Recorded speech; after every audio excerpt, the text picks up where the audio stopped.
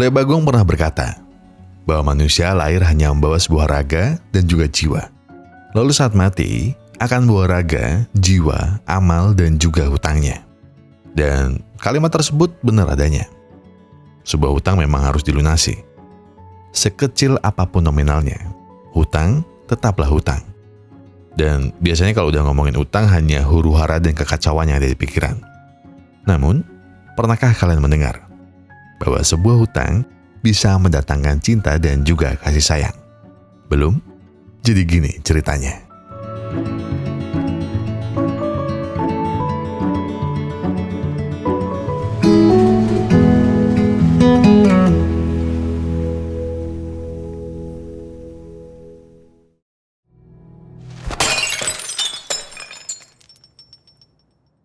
Yang itu mas, satu lagi.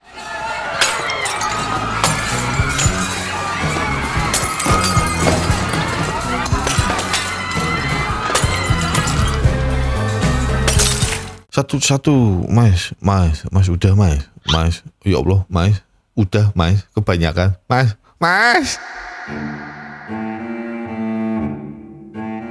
Dan mas-mas yang suka mecahin botol ini namanya Bu. Ia adalah seorang penagih hutang yang kerjanya menagih hutang, ya jelas. Berbagai macam orang sudah pernah ia tagihi hutangnya. Mulai dari pemilik warung, pedagang asongan, bos dugem, teman gak tahu diri banyak gaya, sampai anak presiden pun pernah ia tagih hutangnya. Bukannya dikasih ya? Kehebatan Bo dalam menagih hutang jelas membuat bosnya merasa senang. Namanya Bu Wati. Tidak ayal jika Bo menjadi salah seorang penagih yang memiliki penghasilan di luar dugaan. Namun dengan kekayaan yang dimiliki, tidak serta-merta membuat Bo lupa diri. Setiap bulannya, ia masih saja menafkahi keluarga. Namun hal tersebut masih saja belum cukup untuk ayahnya, di mana sang ayah tidak pernah menghargai usaha apapun darinya. Esoknya, Bo yang sedang menagih hutang malah diminta membantu nasabahnya berdagang. Namanya Pak Dau. Ia bilang bahwa dagangannya hari ini sepi, jadi kalau mau menagih sebaiknya esok hari. Namun sayang, keesokan paginya, Pak Dau jatuh pingsan dan segera Bu antar ke rumah sakit dengan cekatan.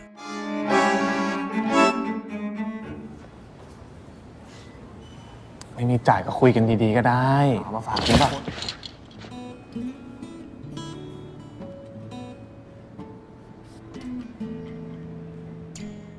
Ayo nih cuk. Bagi tersengat lebah di siang bolong, hati Bo kini telah jatuh kepada paras manis wanita satu ini. Namanya Im. Ia adalah anak dari Pak Dau yang datang jauh dari ibu kota. Di sana Im dengan cuek segera meminta Bo pergi, karena ia merasa risih. Setelahnya, Bo laporan kepada Bu Wati jika sang nasabah hampir saja mati. Namun Bu Wati tetap bersikeras. Mau mati atau tidak, yang namanya utang haruslah dibayar kontan. Jika sampai Bo gagal dalam menagih, maka bersiaplah untuk menjalani hidup yang pedih. Merasa tertekan dengan tuntutan, Bo pun mulai mencari tahu di mana dan apa pekerjaan dari Im. Dan sebenarnya fokus utama Bo bukan hanya soal pekerjaan, namun juga dirinya hanya menuruti sebuah perasaan. Hari demi hari Bo mengikuti Im tiada henti. Bahkan ketika Im bekerja sebagai teller bank, Bo sengaja mengambil semua kartu antrian hanya demi bisa berbincang dengan sang gadis pujaan. 8ที่ช่องบริการ7หมายเลข A9 11ที่ช่องบริการ 12เชิญหมายเลข A13ที่ช่องบริการเชิญหมายเลข 15ที่หมายเลขเชิญหมายเลขที่ช่องบริการหมายเลข20ค่ะ ไอ้โม่มึงมาก่อกวนอะไรเขาเนี่ยออกไป Namun Im merasa risih. Ia merasa bahwa tindakan Bo ini telah melewati batasnya. Jadi mau tidak mau, Im memanggil security untuk mengusir Bo dari sini. Namun sepertinya kehadiran Bo sang penagih membuat seluruh mata tertuju padanya. Ia segera menyusul Bo dan mengajaknya berbincang empat mata. Di sana, Bo segera menjelaskan sisa tagihan sang ayah kepada Im. Namun Im menolak tawaran yang Bo ajukan, karena gaji dari pekerjaannya tidak mungkin cukup untuk melunasi seluruh hutang ayahnya. Namun Bo hanya bilang, jika Im tidak bisa membayar seluruh hutang, maka sepertinya kesabaran bosnya bisa hilang. Jadi daripada aku mati sendiri, lebih baik kita mati bersama.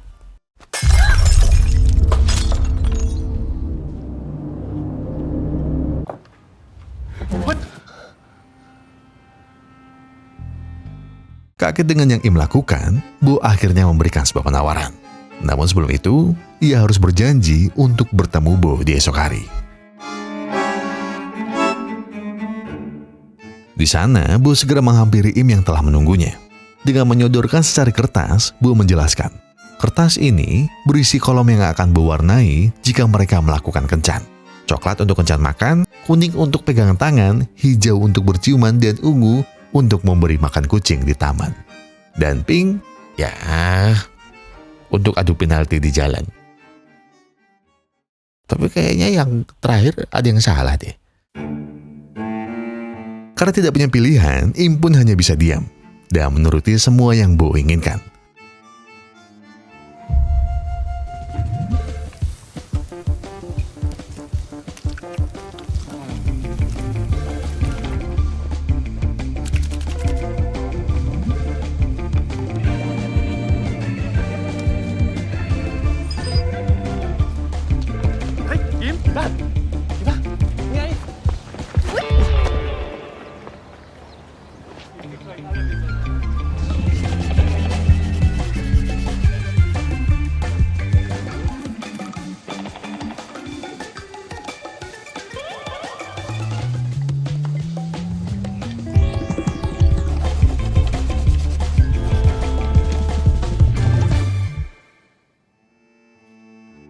Dikira sudah cinta, ternyata hanya menjadi pelampiasan belaka. Begitulah kira-kira nasib Bo saat ini. Karena kantong dan dompetnya sudah mengering, ia meminta naik gaji kepada Buwati. Tapi ya Buwati cuma bilang, jika mau adu penalti kan gak perlu sampai menyiksa hati dan diri. Lebih baik ambil tisu dan pakai tangan kiri. Melihat Buwati yang gak mau naikin gaji, Bo pun segera pergi, menemui beberapa nasabahnya tempo hari. Ia pun mulai membantu satu persatu dari mereka untuk mencari rezeki. Namun dengan satu syarat pasti, bahwa Bo harus dapat bagian dari semua ini. Dompet kembali tebal dan kantong pun sudah terisi. Kini Bo kembali mengajak kencan sang pujaan hati. Namun hari itu Im tampak lelah dan hanya diam 1000 bahasa. Bo pun segera bertanya, ada apa Gerangas dari tadi diam saja? Karena Im hanya diam, Bo pun segera menimpalkan, apakah Im sedang patah hati? Kalau iya, maka Bo dengan senang hati bernyanyi untuk Im malam ini.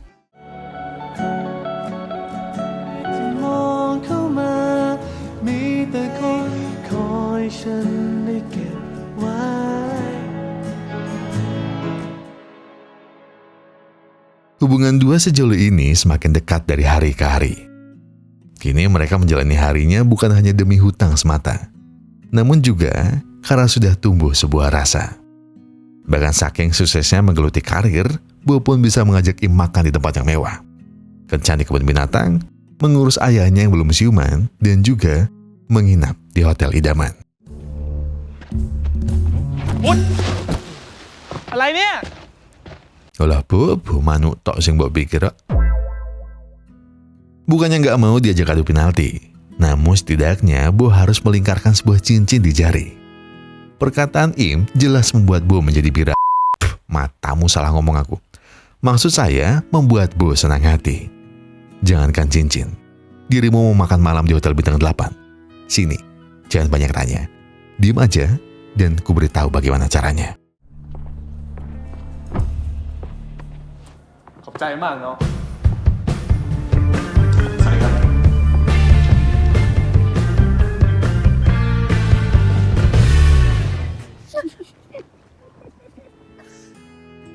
Di sana Im bertanya, mengapa pemandangan di bawah sana sungguh indah memikat mata. Padahal sehari-hari mereka bekerja di bawah sana. Namun rasanya tidak secantik yang mereka lihat sekarang dengan mata. Bo pun menjawab, terkadang manusia hanya bisa merasakan sebuah keindahan ketika mencapai titik tertinggi mereka. Dan keindahan itu akan terwujud jika kita bertahan dan selalu melangkahkan kaki menuju tempat impian. Dan lihatlah sekarang, indah bukan? Namun saat itu perbincangan mereka harus terhenti karena para security akan menangkap mereka jika mereka tidak segera angkat kaki.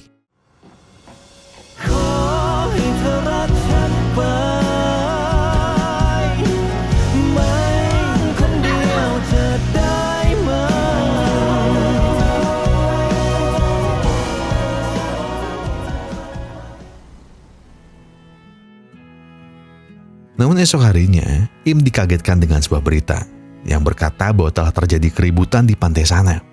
Keributan itu diakibatkan para rentenir yang saling berebut mangsa.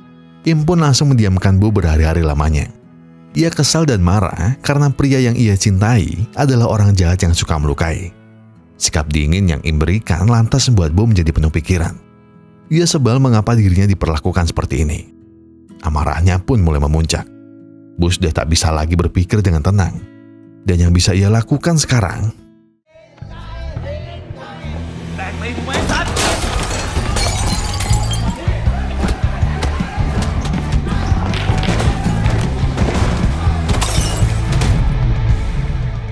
setelah puas melampiaskan amarahnya, Bo segera datang ke kosan Im.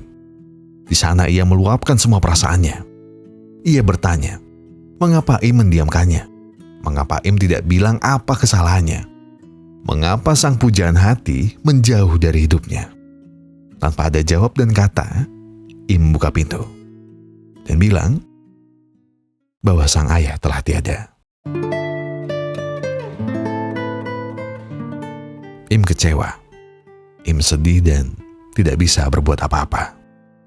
Namun seberapa besar pun ia kecewa, nyatanya hanya Bo yang hadir menemaninya.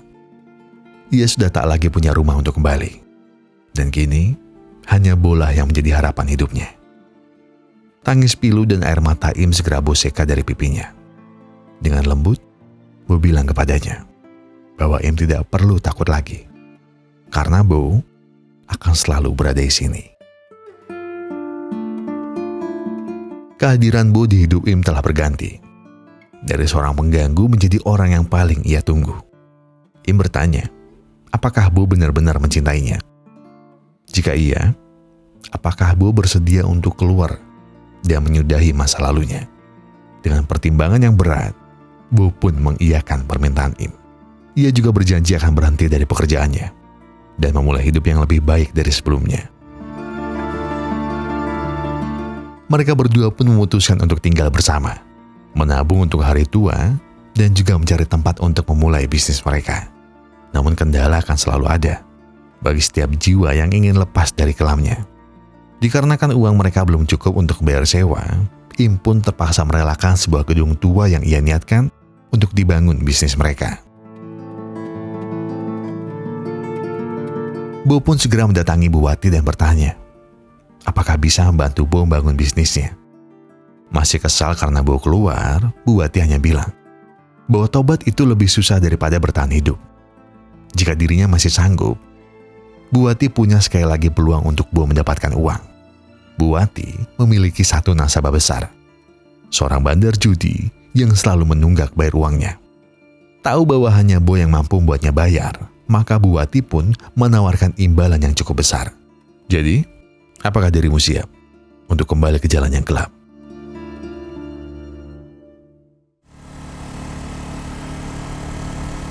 Ini กูอยู่ 400,000 ถ้ามึงทวงได้ เดี๋ยวจะกลับมาใหม่นะคะ ขอบคุณค่ะ Dengan hati dan tekad yang bulat, Bo pun kembali menjadi penagih. Di sana ia dikagetkan dengan kehadiran anak buahnya. Mereka bilang bahwa Bu Wati meminta mereka untuk datang. Karena target kali ini bukan orang sembarang. Mereka pun segera masuk dan menagih uang kepada pria ini. Sebut saja Supri. Namun kekerasan bukanlah jalan ninja Bo. Ia segera menantang Supri untuk beradu nasib di atas meja panas. Merasa diremehkan, Supri pun mengiyakan. Mereka pun segera memulai permainan. Namun, Bo menyadari ada sebuah kejanggalan. Dan sepertinya sedang terjadi sebuah kecurangan. Ternyata bola dadu yang digunakan telah disetting sedemikian rupa agar selalu nurut dengan apa yang Supri perintahkan.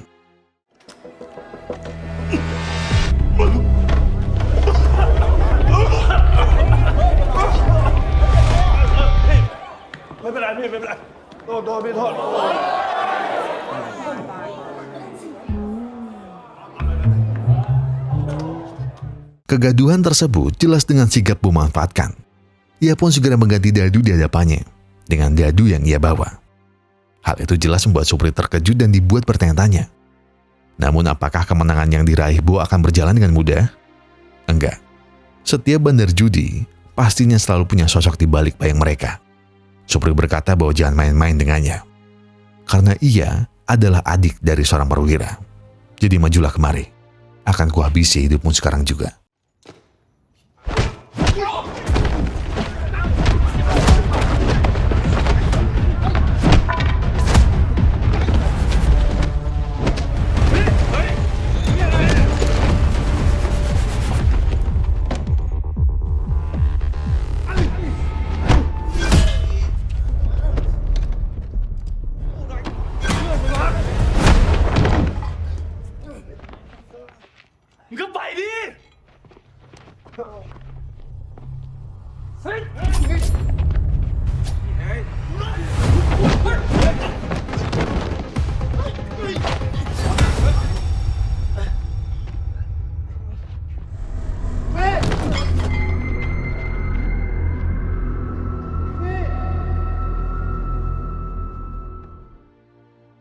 Kejadian itu membuat Bo harus tertangkap. Di sana Bo segera bilang pada Buwati bahwa Bo memintanya untuk mengirimkan uang hasil mereka kepada kekasihnya. Buwati mengiyakan dan mendoakan. Semoga Bo baik-baik saja di dalam sana. Tidak lama berselang, Im pun datang dan meneriakkan kata-kata buruk pada Bo. Im kecewa, benci, dan juga ingin Bo segera mati.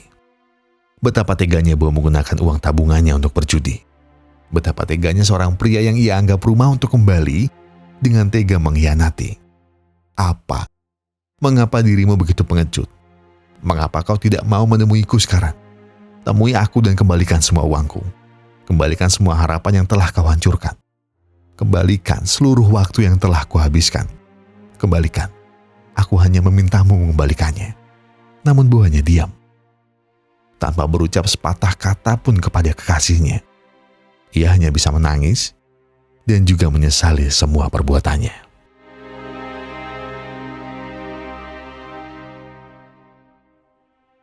Lima tahun telah berlalu. Bo yang telah bebas kini kembali ke kotanya. Kota di mana semua mimpi dan perjuangan hidupnya terukir. Di sana Bo pun memulai lembaran hidupnya yang baru. Dengan bekerja sebagai supir menggantikan ayahnya. Ia juga tidak lupa dengan cintanya yang dulu pernah ia tinggal di sana. Bo pun datang ke tempat Im dahulu pernah bekerja. Namun rekannya bilang bahwa Im telah lama keluar dari sana. Sudut demi sudut kota Bo susuri demi menemukan Im. Ia menyesal dan ia bersumpah akan berubah demi menebus sebuah salah. Bo pun tidak lupa berkunjung ke kantor Wati. Di sana ia bertanya apakah Buwati sudah mengirimkan uangnya kepada Im. Namun dengan angkuh, Buwati hanya berkata bahwa ia tidak mengenalinya. Dan semua penjaga segera mengusir Bo dari sana. Bo marah dengan situasi yang terjadi. Kini hanya rasa kesal dan sesal yang semakin meliputi. Oleh karenanya, Bo berniat kembali ke kantor Buwati. Tapi kali ini bukan untuk mengemis lagi. Namun untuk mengambil kembali sebuah hal yang telah lama direnggut dari hidupnya. Bo datang seorang diri. Dengan sebuah tabung gas, ia menghabisi semua penjaga di sana. Dan menyisakan Buwati seorang. Bo kembali bertanya, apakah Buwati mengirimkan uang kepada Im? Apakah Buwati lupa dengan janjinya? Apakah kini Buwati telah mengkhianatinya? Dengan penuh rasa takut, Buwati hanya menjawab bahwa itu bukan urusannya. Ia lelah dan kini dirinya telah hancur. Semua uang yang ia miliki telah musnah. Lalu apalagi yang ingin Bo minta darinya? Bo lalu mematahkan jari Buwati. Hal itu semakin membuatnya takut dan berniat memanggil polisi. Namun Bo datang di hadapannya dengan bilang Buwati mendidiknya untuk memaksa.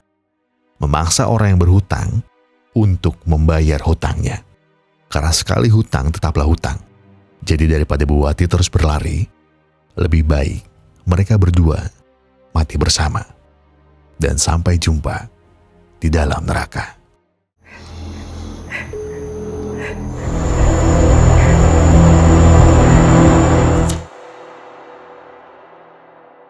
Di sebuah pantai dengan suasana kelabu, ternyata Im telah menyerah dengan hidupnya. Di sana ia berniat untuk mengakhiri semuanya. Ia lelah. Ia lelah mengapa Tuhan begitu senang melihatnya menderita. Mengapa Tuhan memberikan rasa cinta yang ujungnya berubah jadi kecewa. Ditambah lagi, seluruh hutangnya yang semakin menyiksa. Im lalu berkata kepada Tuhan, jika di akhir takdirnya seperti ini, lebih baik semuanya harus diakhiri. Im pun segera sadar, dan saat membuka mata, ada Bo di hadapannya. Im segera mengusir Bo saat itu juga. Namun Bo berkilah untuk memberinya sedikit lagi waktu yang ada. Bo tidak akan lama. Tidak lama, karena Bo akan hilang setelahnya. Bo hanya ingin membayarkan hutang yang selama ini ia bawa. Selain itu, Bo hanya berkata, terima kasih. Terima kasih pernah mengisi lubang kosong yang ada di hatinya. Seraya berpamit untuk pergi selamanya.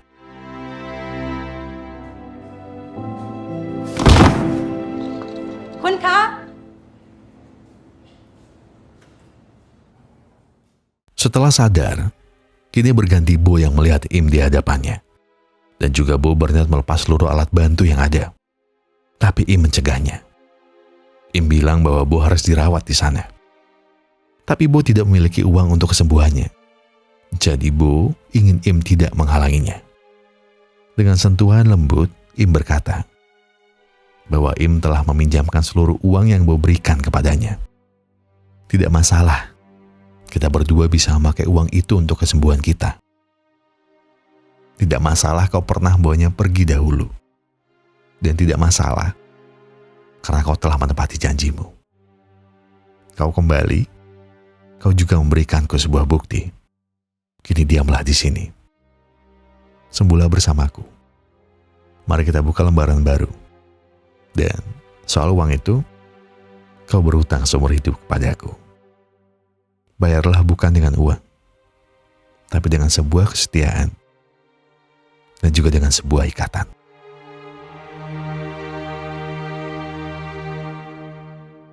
Permintaan Im ditanggapi serius oleh Bo. Kini mereka benar-benar merubah haluannya. Bo kini telah benar-benar lepas dari masa lalu kelamnya. Bo dan Im kini membangun sebuah bisnis kecil. Walau hanya berjualan gorengan, namun di tempat ini, Bo dan Im menaruh mimpi mereka. Bahwa suatu hari, tempat kecil ini akan menjadi ladang berkah untuk sesamanya. Tempat kecil ini akan menjadi sebuah hal yang besar, yang akan membantu lebih banyak lagi orang di luar sana. Dan tidak ada lagi kisah menyiksa seperti yang mereka berdua pernah rasa. Di malam itu, Im berterima kasih kepada kekasihnya. Bahwa setelah puluhan ribu rasa sakit yang mereka rasa, akhirnya mereka bisa sampai di tempat ini. Sayang, apakah kau masih mengingat pertemuan pertama kita? Waktu itu aku sangat takut kepadamu. Aku melihatmu layaknya seorang monster yang ingin menyakitiku. Bahkan di benakku, tidak sekalipun terbesit kata suka ataupun cinta. Hanya benci semata. Dulu aku membencimu. Ayahku terbaring lesu, namun kau masih saja mengejar tagihanmu. Aku begitu benci dan sangat benci. Namun, kau patahkan semua bayangku tadi. Kau benar-benar bertindak selayaknya pria sejati. Kau tegas dan kasar kepada orang. Namun kepadaku, kau selalu lembut dan berhati-hati. Kau tidak pernah mengingkari janji sekalipun kau pergi. Kau selalu tetap kembali. Terima kasih. Terima kasih telah berubah demi diriku ini. Terima kasih telah membawakanku sebuah cinta yang tak pernah kurasa selama ini. Aku sangat mencintaimu, pria kesayanganku.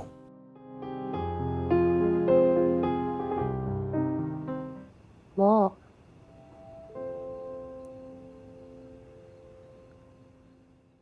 Hari itu, Bo telah mengistirahatkan badannya yang selama ini menderita. Im pun benar-benar merasa kehilangan atas kejadian ini. Kedai yang sudah mereka bangun, hanya Im jalankan seorang diri. Terkadang juga Im terpikir untuk menyusul kekasihnya. Namun berulang kali juga, suara Bo tidak pernah berhenti terngiang dari kepalanya. Karena rindu, Im pun memutuskan untuk membuka sebuah surat. Surat yang selama ini sangat ia takuti. Surat wasiat dari Bu. Di sana Bu menuliskan sejuta rasa kasih dan sayangnya. Tidak lupa, sejuta kata maaf di dalamnya. Im, maafkan diriku. Aku tidak sekuat yang kukatakan dahulu. Aku kira diriku seorang yang hebat. Nyatanya, aku menulis surat ini tengah rasa sekarat. Maafkan aku memang bodoh. Mungkin memang karena diriku lebih sering memecahkan kaca di kepala daripada membenturkannya kepada mereka. Aku sangat bodoh ya. Namun apakah kau tahu, raut wajah dan rasa takut mereka kepadaku lah yang paling aku benci. Aku tidak mau dipandang seperti itu. Dan hal itulah yang membuatku jatuh cinta kepadamu. Kau tidak pernah memandangku dengan rasa takut. Kau adalah wanita paling pemberani yang pernah aku temui. Namun aku tetap saja bodoh. Aku berjanji tidak meninggalkanmu, tapi aku tetap melakukannya. Aku pengecut, namun mau bagaimana? Tuhan sepertinya rindu denganku. Padahal aku tidak. Im, maafkan aku. Mungkin tidak banyak, namun aku harap apa yang aku tinggalkan sekarang mampu menemanimu hingga cita dan angan impian kita tidak hanya sekedar menjadi angan. Dan surat Bu, ia tutup bukan dengan kalimat cinta, namun dengan sebuah kalimat, aku akan selalu mendukungmu.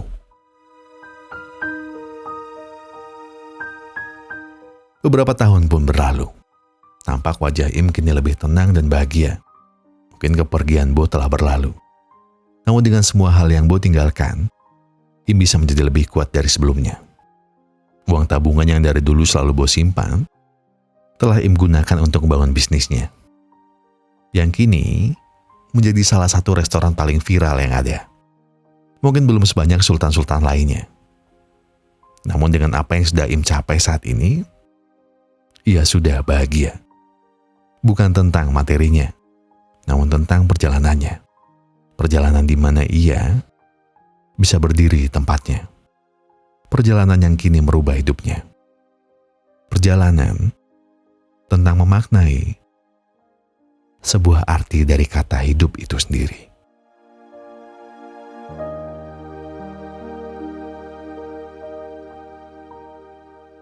Menjadi seorang pria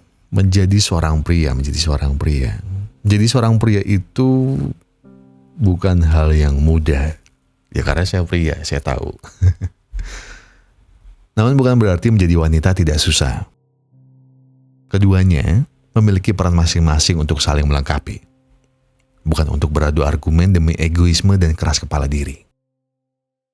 Pria dan wanita ditakdirkan bersama. Bukannya saat kedua manusia ini saling terbuka, hidup bisa tampak lebih cerah dari biasanya. Bukankah ketika saling mengerti, rasa tenang pasti singgah di hati. Dan bukannya saat saling melengkapi kekurangan, cita-cita dan mimpi bukan lagi hanya sekedar angan. Saya Gogon dan segenap tim pusara Epic Glory serta Widodo yang sedang tidur di belakang mengucapkan terima kasih. Terima kasih buat yang sudah menonton video ini sampai habis. Terima kasih buat yang sudah memberikan like. Terima kasih buat yang sudah memberikan komen. Terima kasih buat yang sudah subscribe. Dan terima kasih juga buat yang sudah memencet tombol thanks-nya. Terima kasih. Karena apapun yang kalian lakukan untuk channel ini adalah untuk membantu channel ini.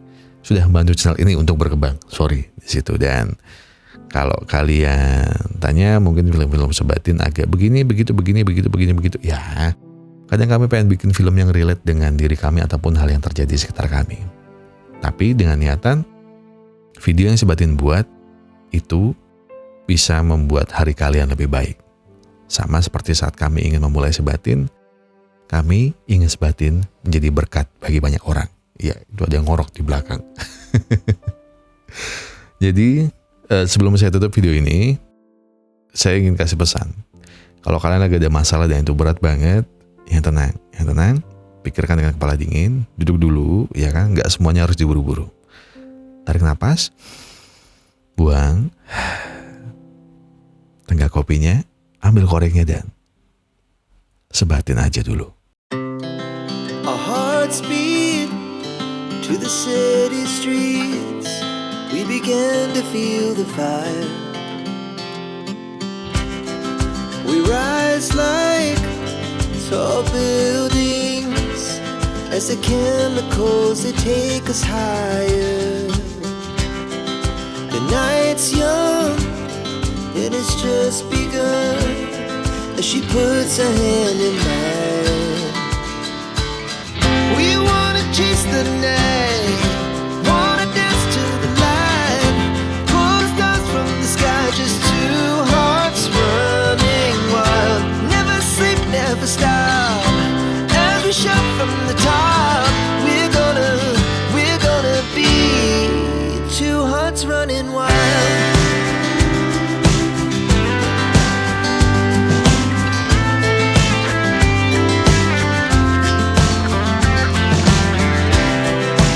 So loud as the